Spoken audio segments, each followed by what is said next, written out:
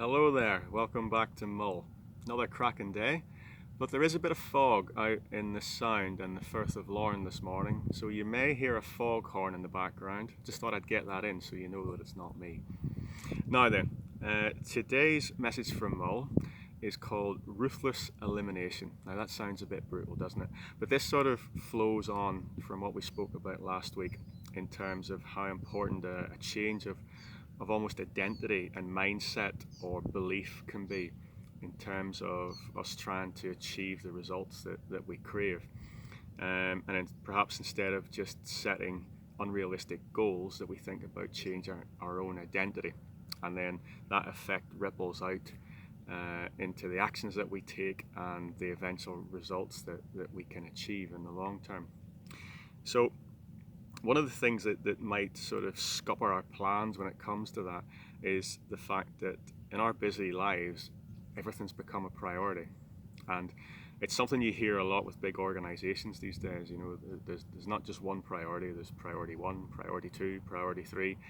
And that's all well and good, but often it causes us to lose focus and take our eyes off the prize, really.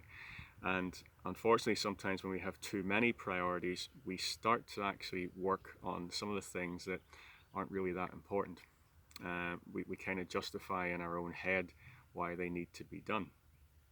And it's very difficult for the human being to focus on more than one thing at a time. I know there's many ladies out there now looking at this and thinking, yep, that's my husband all over, can't do two things at once. But it's especially true when it becomes to behavior change. You hear that, foghorn? Promise, not my tummy, not me.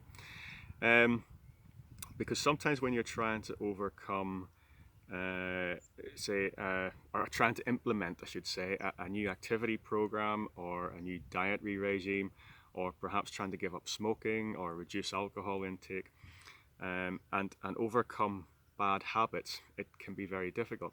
And if you try to focus on more than one thing at any given point in time, then that can be quite fatal. And certainly at Healthy Options, we recognize that if somebody's trying to start a new exercise regime and perhaps stop smoking at the same time, sometimes we actually suggest that they leave the smoking for a few weeks or months and try to get the exercise routine honed in and implemented as a new habit, and then start to focus on the smoking. Or perhaps if it's developing a new exercise routine and a new dietary approach, sometimes two will go hand in hand, but for some people it's just too much at any one time.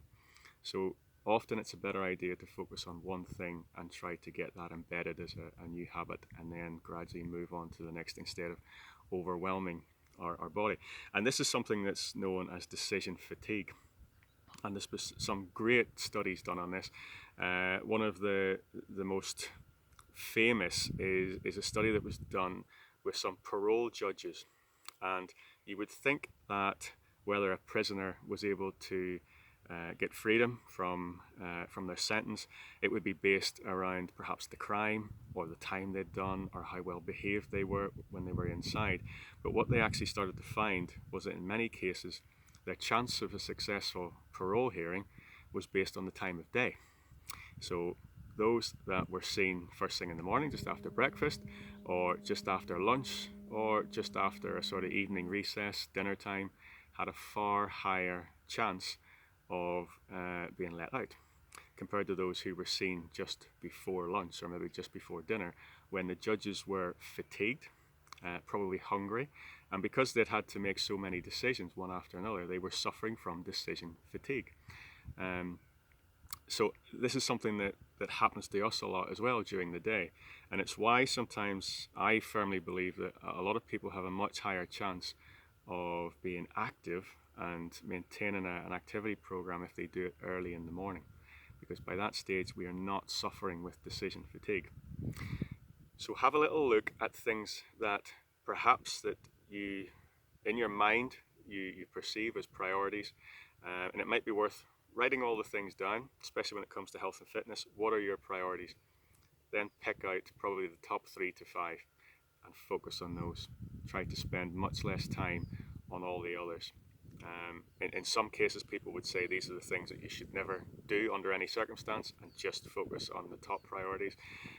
I tend to be a wee bit more realistic about that and think that we're always going to sort of spread our attention around a little bit, but our aim should be to focus on the things that will really make a difference to our long-term outcomes.